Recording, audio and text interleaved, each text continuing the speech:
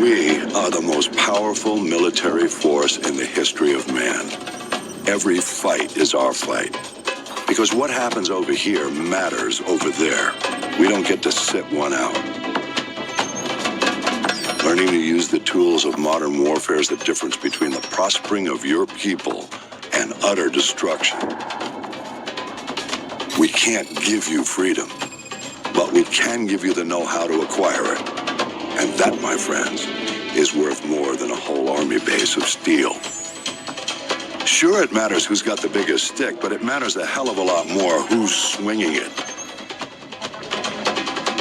This is a time for heroes, a time for legends.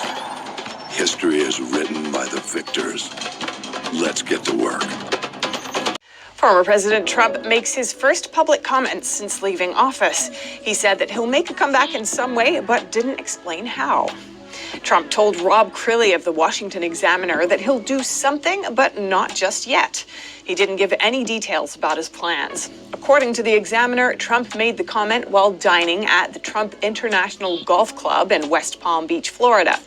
Trump made similar remarks about being back in some form on Wednesday morning before leaving for Florida. And the Biden administration... Mr. President, thank you for your service, sir. Thank you very much. Thank you. I haven't finished yet.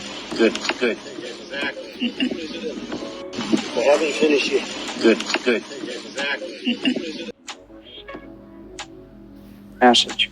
Good message. Involved within your communities. So I made a bet with a high school friend of mine, his name is Stan, that Trump would win the presidency. Bottle of wine. I guess I need to pay up that bet because President Biden is there, isn't he? He is the one, and we have to come to grips with that. We want to hear it from you, General Flynn. It depends on define. Yeah, well, I mean, here I would say, I'd say hold that bottle of wine. Hold on to that bottle of wine. I would not concede that bottle of wine. That's Mike Flynn. Okay. I would not concede that bottle of wine. But I'll leave it at that. And awesome. I certainly, when you go to uncork it one of these days, maybe I'll come and join you for a glass. I would love that. Yeah, you're invited anytime.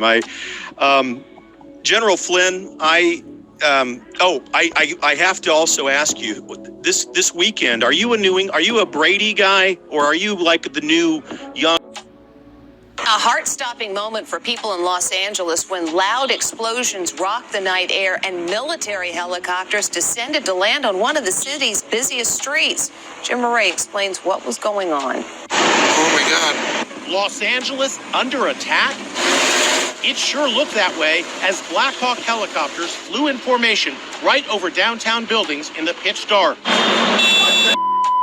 You can even hear an explosion. Choppers landed smack in the middle of Wilshire Boulevard. Soldiers could be seen running to climb on board in this video shot by a guy out his apartment window.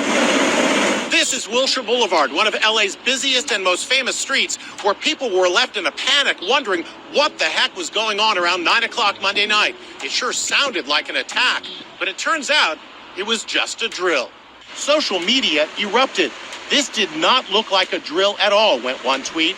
And this, you got a generation of post-9/11 folks frantically refreshing to find out if there's a need for us to book it out of town. I was very terrified. We had to step away from the window because we thought we were going to get blown up.